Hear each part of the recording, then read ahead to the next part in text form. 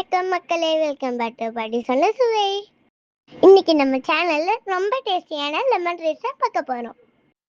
வாங்க ரெசிபிக்கு போலாம்.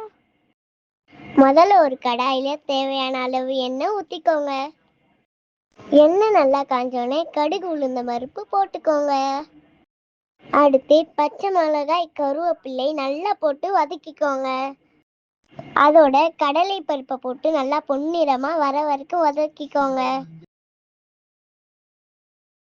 இப்ப கொஞ்சம் பெருங்காயத்தூள் சேர்த்துக்கோங்க. இப்போ ஒரு எலும்பிச்சை பழத்தை எடுத்து நல்லா சாரா பிழிஞ்சுக்கோங்க.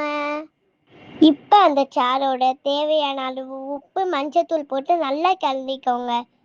2 மினிட்ஸ் கொதிச்சதும் 1 பிளேட் சாதத்தை அப்படியே சேர்த்துக்கோங்க. அவ்வளோதான், மணமணக்கும் சுவையான லெமன் ரைஸ் ரெடி. இதோட ஊறுகாவோ உருளைக்கிழங்கோ வச்சு சாப்பிட்டா டேஸ்ட் அல்டிமேட்டா இருக்கும். இந்த ரெசிபி உங்களுக்கு பிடிச்சிருந்துச்சுன்னா லைக் பண்ணுங்க, ஷேர் பண்ணுங்க.